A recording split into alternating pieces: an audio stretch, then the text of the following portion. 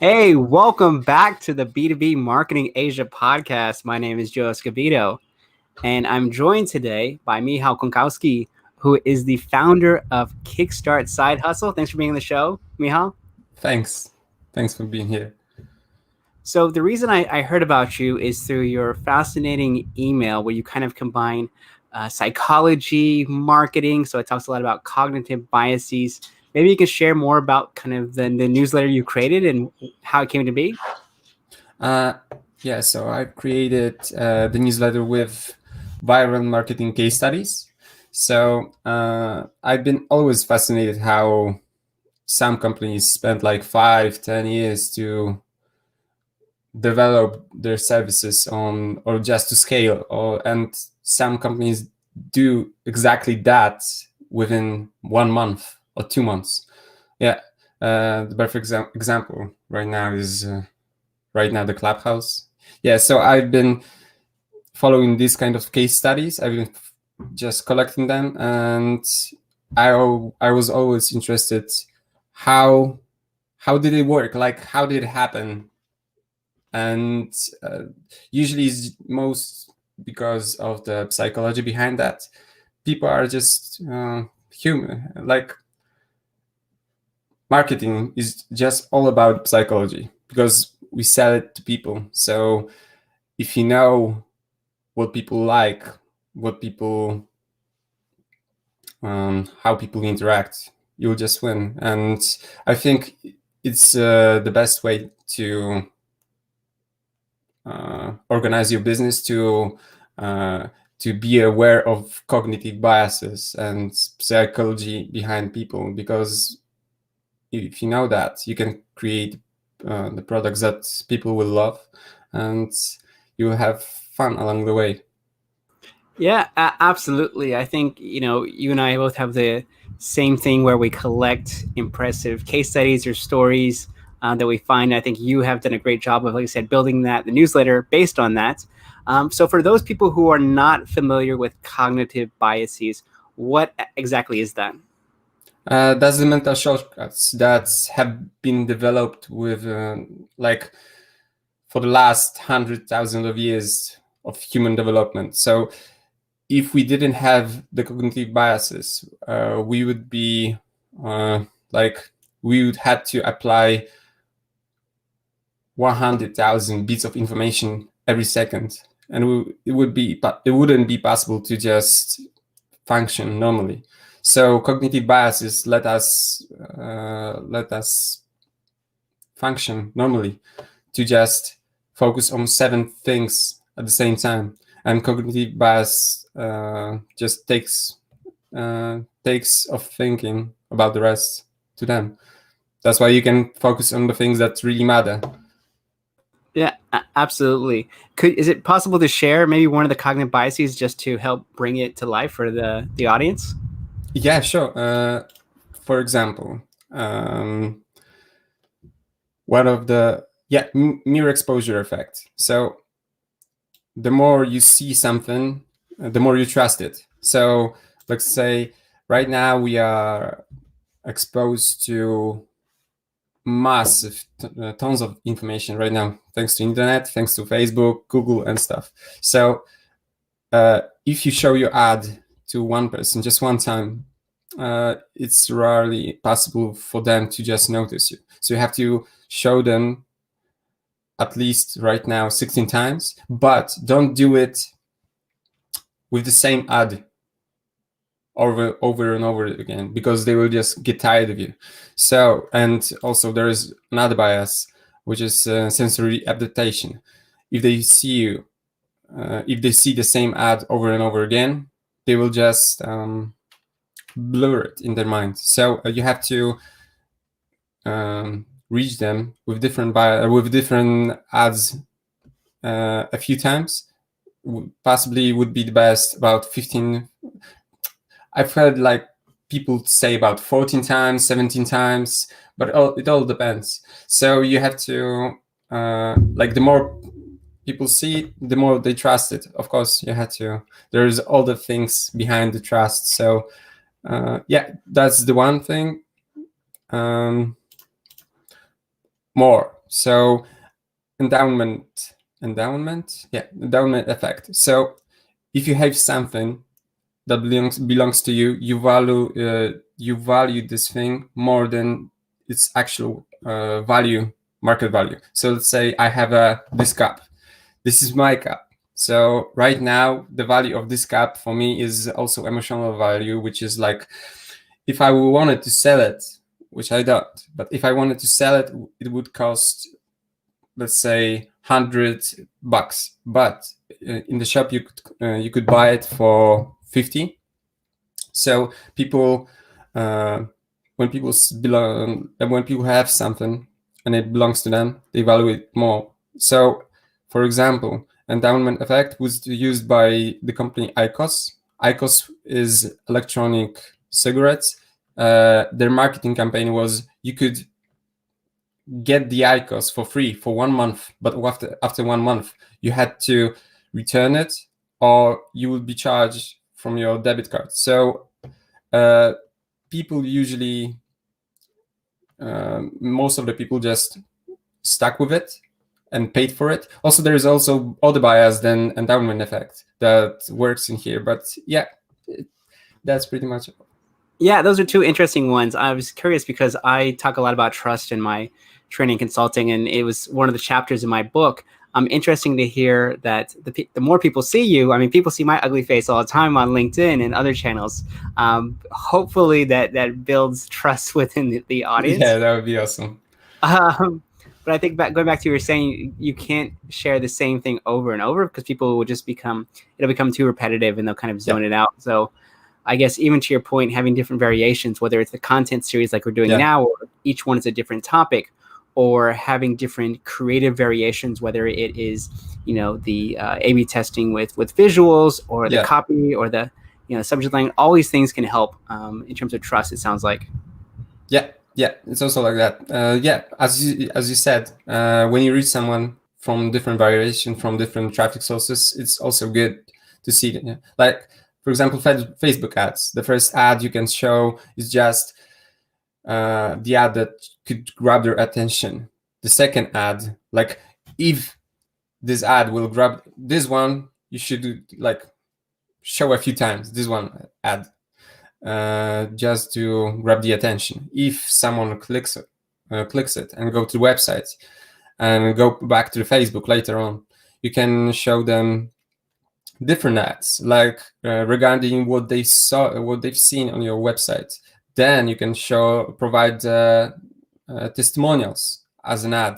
Then you can provide the use of your product as an ad. Then you can provide the possible variations of your product as an ad as well. So you can improvise with that.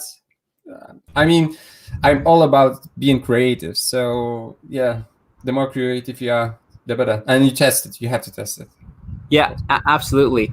I realize this is the first episode we're doing in the European time, so some of the folks in Europe have reached in. Hey, thanks so much for joining, Ingrid.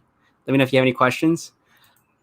So yeah, I think it's an interesting point you bring up, but it sounds like if you think of the traditional marketing funnel from top of the funnel to bottom of the funnel, what you're saying is that potentially brands could experiment with the initial ad they put out being top of the funnel. So maybe something a bit more educational. And then as someone interacts with that ad, they land on the web page, they don't necessarily buy, you hit them back up with retargeting, and that's where the messaging gets further down the funnel. So you talked about testimonials or product attributes. Did I hear that correctly? Yeah, that's exactly about that. Yeah, the first one is about awareness, and then interest, desire. Yeah. Okay. No, it's an interesting way. I hadn't heard of that kind of approach in a systematic kind of ad campaign where you start with a specific one and you have different variations based on how they're engaging, but I think it makes perfect sense. And then going back to the cup example, the mug example, this one has been featured in every 70 episodes of the podcast now. So it's near and dear to me. I have to guard it with my life with my kids. Yeah, it was custom. Is it custom? Like you made it? It was given to me by a dear friend. It was a wedding gift from Finland. So anytime I have it from any Finnish guests, they always get very excited by my little mug here. That's really cool. I asked about the custom because this, this one, that one is made by my girlfriend. So yeah. Yeah. So yeah, that's it. Yeah, no, I think that's an interesting point. Like in terms of like customization, how much more this is go back to the endowment principle that you're mentioning. So, for example, if you own something, you value it more. But if it is customized, like this for me Yeah. came from Finland from a friend, so obviously there's some Yeah. emotional elements tied to it. So for me, it's a bit more, like you said, a stronger tie. I value it much more than I would any other cup. Like from IKEA, if I broke like an IKEA cup, which I do all the Yeah. time, Yeah. I'm not too emotionally attached to it. But this one is like near and dear to me. So does that also, like I said, if it was customized or personalized for me, does that increase the endowment factor? Yep. Yep. Yeah. Not only that, if you are the one that customize it, there is also an IKEA effect behind that. Like it's called IKEA effect because of the IKEA shop. So you buy something, then you build it yourself, and you spend the time, money, and building it. So you're right now you're valuing it much more. So the IKEA effect is the number one effect that's behind the gaming industry, because you create a character, then you build it, then you customize it, etc., etc. So the more time and money and you invest into something, it's harder for you uh, to get rid of that all of a sudden. Yeah, and also about the buying emotions. I'm can it you? I'm no someone else said something like people don't buy products, people buy emotions, and that's what we should focus on. And I'm also like I also have to say that in my mind you have to be ethic about it. Like we marketers, we should focus about providing value to people. Right now people sometimes, like regular people, don't have anything else, don't have anything in common with marketing. They might someone sometimes think that marketers can be scammy, fishy, which I don't think about it this way. I think Yeah. more like marketers can provide real value to real people, because they can tell you what to do to sell what you think is valuable to others. Yeah. Yeah, absolutely. And I think the IKEA principle is very much spot on. So I'm terrible at building things with my hands. It's not my forte. You can ask my wife. But that sense of accomplishment, like building even like a little small $20 chair, I get more a sense of accomplishment out of that than anything else that I've done in the week. So Yeah. I think it does go back and to your point about kind of building something, you attach more value to it. And it's a great analogy in terms of the gaming industry and what a lot of people are talking about in terms of like building your characters, buying skins or different Yeah. outfits and things like that. Like the more you invest into it, the more you are investing into the product itself. Yep. So I think it's a great idea. I'm trying to think about how we could leverage that principle for, say, B2B or something like that would be an interesting one as well too. So if there are any ones that like because you've got tons of case studies. I think you said you have over 64 case studies. Yeah. If there are any like interesting B2B ones, I know, like I said, cognitive biases are for B2C and B2B because at the end of the day, we're just people. But if there's any specific ones you have on B2B, I would love to hear those as well. B2B.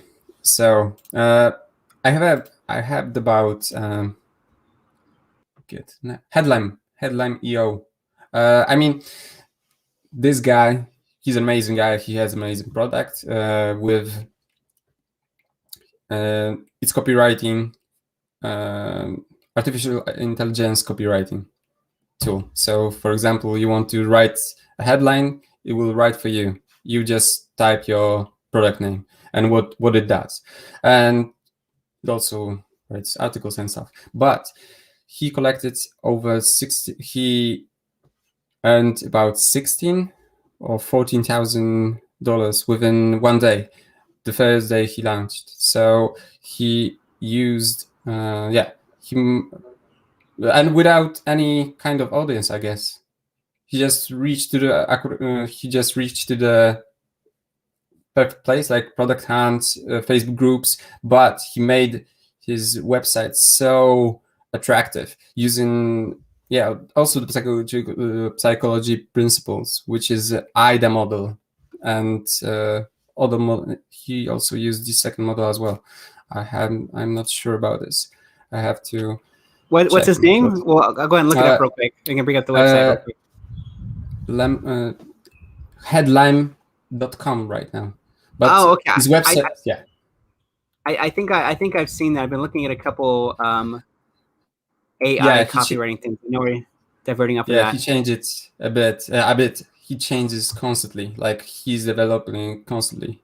He's a serious, real guy. Yeah, about it. So for those joining me, I can quickly bring it up and see what he's doing. There we go. Right because now, even, yeah. Go ahead. Yeah, even his website, it creates landing pages based on artificial intelligence. So all you do is just create a headline. Yeah, that's his website. So yeah, with an amazing product, amazing copywriting, and good approach to the good strategies, he sold 14,000, I think. No, 16,000 in 48 hours. It was SAS product. That's not too shabby. Yeah. I mean, it's got a strong hook. 10 times faster copywriting with AI. It's kind of a nice kind of value hook, particularly if you're creating a lot of different content. Try for free, no CC. So it overcomes a lot of the questions or concerns right here. Because a lot of times, even for me, if it says try for free and you have to enter your credit card details, I'm always a bit weary about that. So he overcomes a bit of the reservations that someone might have.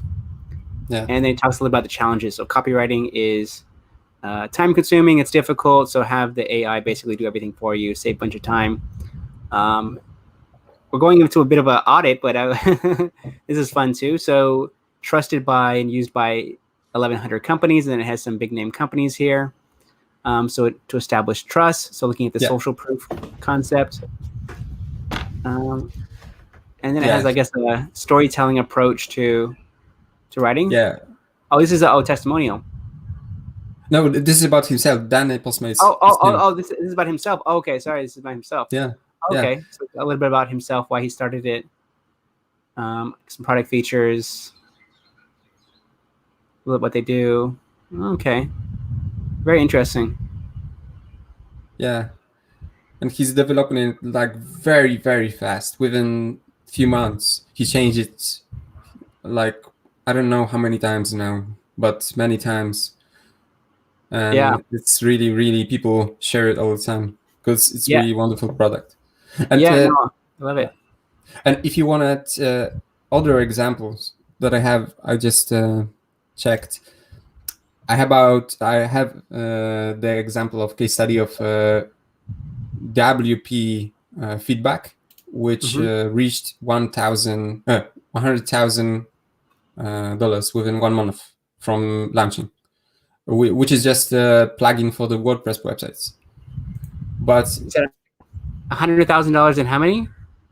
In a month from launch. In a month? My goodness. In a month. What do I do with the podcast? I would have quit and just trying to start a SaaS company.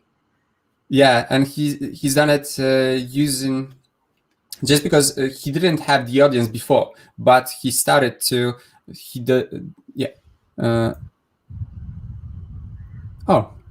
didn't know they changed the name. Maybe change the name. Say rebranded. Yeah.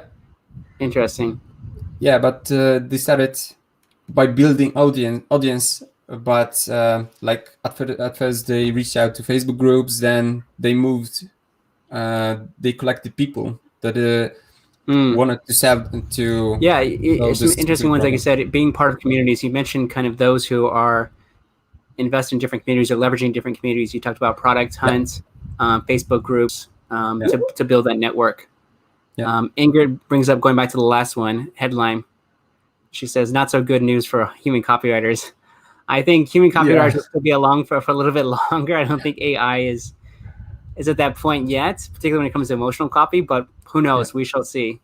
I mean, most of the clients, I think, using these copywriting tools are the copywriters themselves, just because Mm, it brings so many good ideas.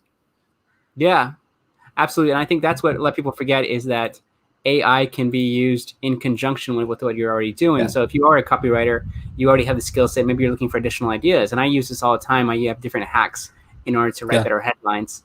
yeah, So I say leverage technology as much as possible. If you are a copywriter and you have the skill set, why not use the tools? So that's just my two yeah, cents. Someone who yeah, creates a lot of content for B2B brands. yeah, yeah. That's exactly like this, and you can leverage this tool to just write it faster. And Yeah, absolutely. Um, Wonderful. I think those are some very, very helpful. I'm sure you have a much longer list, and I think that goes back to the newsletter, which I was just working on before we joined this call. So I'd love to hear some of your best performing emails and kind of, yeah, what are some of the key learnings you've done since building it? Because you've spent a lot of time building your newsletter. You told me in our previous call the first couple ones took you about 20 hours to do, which I thought was yeah, incredible. Now you said you've gotten it down to 10 hours with someone else working yeah. on it with you. But as someone who's invested that much time, what has been your biggest key learnings? From building it, that I have should probably said it earlier. Yeah, like everybody talks about it. Yeah, but I didn't. I created it for myself, pretty much. Still, I'm creating it for myself. So if someone finds it valuable as well, that's good for me because I can earn money from that. And I created it because I wanted to have this kind of case studies involving psychology, but I didn't find any place any place that could provide something like that. And without just providing meat, not fluff. But so I've learned that I should have started earlier. That I should I Yeah, should probably I shouldn't just quit my job all of a sudden. I should yeah, probably use the money from my job to maybe hire someone that would help me with this, because most of the time at the beginning I spent most of the time just writing. I didn't have time to promote it, so yeah, it didn't develop itself. yeah. So I should have found someone else to either market it, promote it, or write it. What else? You should stick to your gut feelings, I think, because right now I've at the beginning there were not many people interested in that, in the viral marketing examples, just because I think people think that viral marketing happens based on luck. But the more I collect case studies about this, I see the structures behind every virality. So there is a company called Mischief, and they are doing a viral campaign every week. So that's what they do. So I lost what I was talking about. But anyway, I think that you should stick to the things that you love. So I was interested in psychology for like 10 years, more than 10 years right now. And I've always been interested into that. But I I was just saying, oh, let's do it later. Let's do it later on. Let's do it later on. And all of a sudden I figured out, okay, it's October or it's November. I'm going to start this additional product to this newsletter with these biases, 150 biases.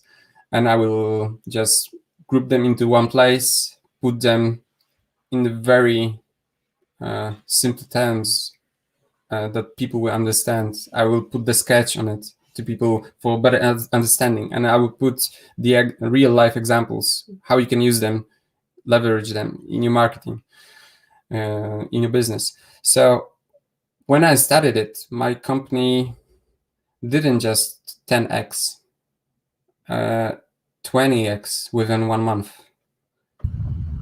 You say your company 20x within 1 month. Yeah, just because I created this product, and all of a sudden people, like, I realized people really wanted it, like were interested into that. And if you have the gut feeling that you have you really want to do it, and it's really something interesting like.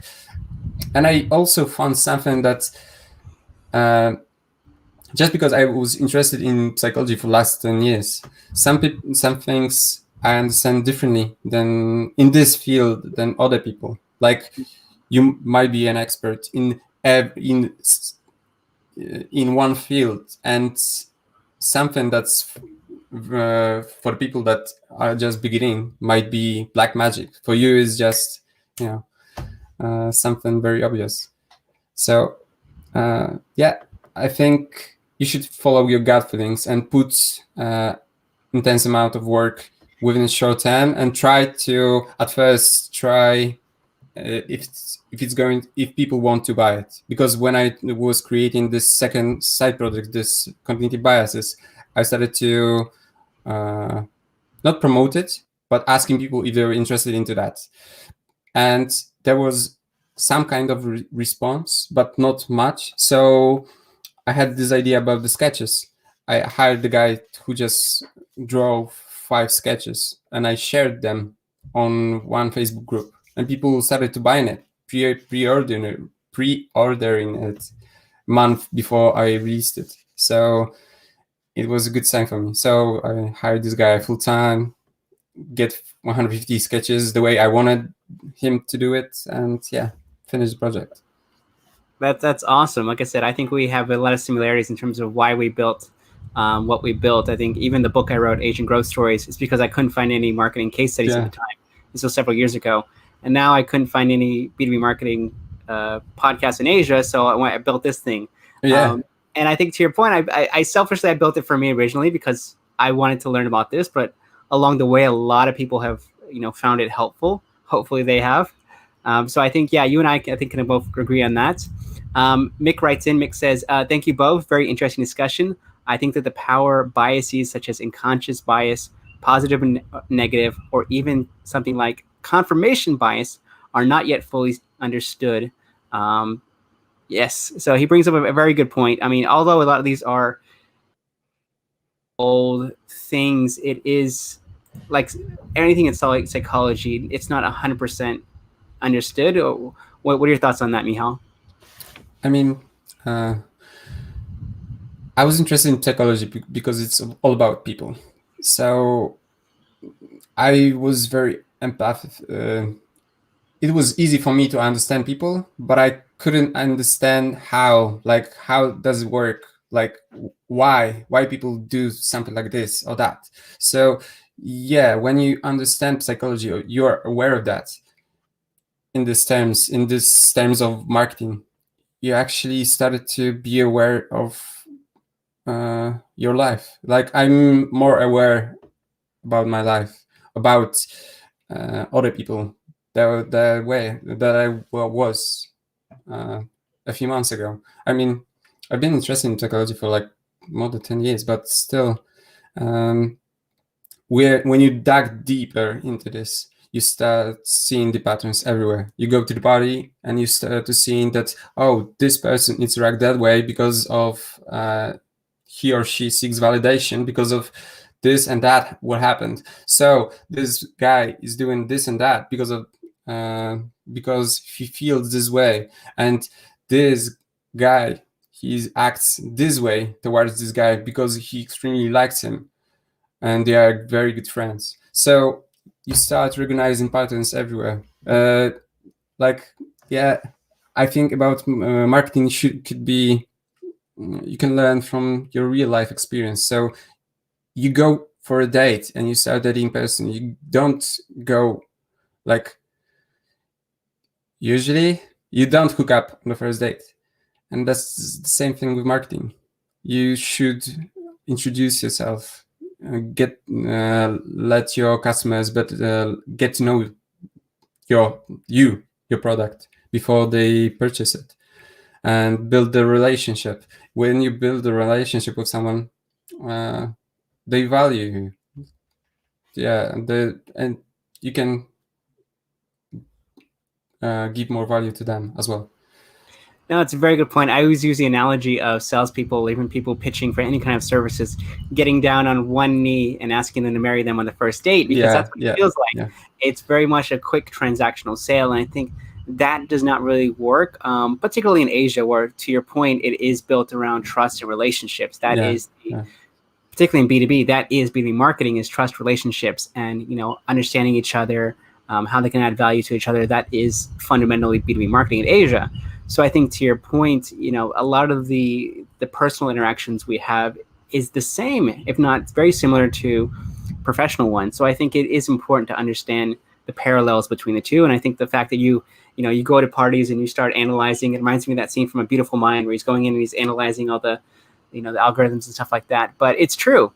Um, yeah, I haven't been out in a social situation many, many, many months, but yeah, next yeah. time I do, I'll be able to analyze, based on the stuff I'm reading on your newsletter and some of the books I'm reading on psychology. But I think it's a good point for any marketers or any business executives in general, is just really better understand psychology and human behavior, because, to your point, it hasn't changed in thousands of years. We still Yeah. react to certain things in the same manner. It's not going to change anytime soon. We're just hardwired in that way. What does change is, the channels we use in distribution and stuff like that. That does change, but Yes. the way we interact as people when with brands hasn't really changed much over time. And I think, having those historical case studies as examples. I was talking about this in my class last week. And a lot of the things that you see that are new are actually something that's already happened, Yes. and someone Yes. has brought it to a new market, or they've put a new twist on it. But for the most part, most things are not new. It's just Yes. an adaptation of something that's already happened. So I Yes. think, understanding the history of marketing, which you do, the psychology behind human behavior, that will pay dividends when it comes to marketing, business, sales, and so on, more than anything else. At least that's what I think. Yes. And I'm not only in terms of businesses. Some people bought it for themselves. Like at the end of every purchase, I ask people like, why did they buy it? And a few people told me that they bought it for themselves for personal development. So yeah, it's not only for the business as well, but also, as you said, as you mentioned, Kenneth Yu said something like that people buy the old things just packed into something new, like received as something new. So yeah, that's pretty much, yeah. That's interesting. So putting a new package on an old thing and selling it. Yeah. Because I think, to your point, it's the mug, it's the familiarity, it's the emotional bond we have to something, it's the understanding of something that's already with us, just repackage it in a different way. And I think, there's tons and tons of brands in Asia in particular that have kind of adapted ideas or concepts from other parts of the world. And I think now that a lot of Asian brands are incorporating their own innovations, you see Western brands copying that as well too. So Yeah. at the end of the day, there was a lot of imitation and a lot of parallels between different things, whether it's present or past or different regions. So I think, to your point, looking at what has worked, and I'd love that you include not only what's worked, but also in terms of the revenue or bottom of the funnel type of stuff. Because most of the time, case studies we talk about, here's the number of impressions and reach and stuff like that. Yeah. But Yeah. nowadays, I think more than ever, if you are a small business, even if you are a CEO of a large enterprise, if that money puts food on the table. It helps keep your customers. Sorry, it keeps your employees. It helps you keep food on your own table. So I think that's important. I love that you incorporate that into your case studies. Yeah, I think so. I think this is also uh, the right time for that. People are more aware about themselves, about the environment we live in. So right now, I also have to like say that being aware of this case of this cognitive biases is good, is great, but you can, as with the knife, you can use it for the good, you can use it for the bad.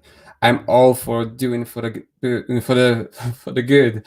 So I'm all about helping people help themselves. So we are right now all the time distracted. We are right now bombarded with information right now with pandemic. So we have to take care about each other, about ourselves. So the better we take care about the psychology stuff, and we understand why people do it, why people do, why I did that, why I did different things. When you understand this, I think you can develop yourself and your life in much impactful way. Absolutely. Ingrid has summed it up beautifully. She says, agree with you, Joe. Human aspect in marketing is very important. It's more and more on ROR, return on relationships, rather than instead of return on investment. And I think, to your point, yes, I think that is, like I said, how you build businesses. But I think the caveat here for a lot of people listening or watching is that you should build relationships without expecting anything in return. I think that's where it gets a little bit tricky, is when you put out something where you know it's, going back to Mihal's point, it's only for you. It's, you're using the knife to cut rather than to, spread some jam and give it to someone else. So I think that's another good point that I'd want to just highlight for those that it's important to invest in relationships, absolutely. But it's also important to understand how you can add more value. So I use the analogy of debits and credits. Are you crediting your relationships with enough value versus taking out withdrawing? So a lot of great analogies. Yeah, I wanted just to add this one, because for example, when I had the situation that I wanted to, let's say, sell my product, by giving value, I wanted to sell my product. I ended up not selling much, almost anything. But when I focused on providing value just for the pure value itself, like I wanted people to help, in this case, by writing this post or writing this article, I wanted people to replicate it, to help them without any kind of self-sales pitching, or maybe just small CTA at the end just because, but not focusing on anything else, but providing real value. People start, this one made me more money than anything else, and in this terms. So this is like my mental model. When I try to write something or post something, I start to put the money aside. I started to think, why would people want to read it? And when I started to write it this way, I've received many letters saying, or messages saying, this is the best article I've read about marketing in years, or this is the best article I've read ever. Oh, this was so good. I've never seen something like that. So when you receive something like that, it's a good feeling. It took a lot of time to get to this point, but it's said it. Yeah, no, absolutely. Like I said, I'm so happy for you. Like I said, I'm a fan. I'm so, like I said, happy you came on the podcast today. I could talk to you all day. You're a fascinating and very bright man. So thank you so much for coming on the show, Mihal. Thank you very much. The last question is, how can people find out more about you and what you're up to? You can either find me on Twitter. This is tricky. I don't. So if you write, maybe Michał Krakowski might be good, but also kickstartsidehustle.com. I'm going to rebrand quite soon because this is too long. This name is smart. Way too long. But right now kickstartsidehustle.com. Awesome. / Brainiac. It's the product. Also the cognitive biases, if you like. There we go. We'll include the link in the show notes. Well, Michał, thank you so much again. Really, really appreciate your time. I really if you're appreciate watching, yes, you're watching and listening, thank you guys so much. Always appreciate your support and all the great comments and questions. Keep them coming, guys. I think that makes this a very, very enjoyable experience. So we will see you next time. Stay safe, take care, and we'll see you soon, guys. Bye-bye.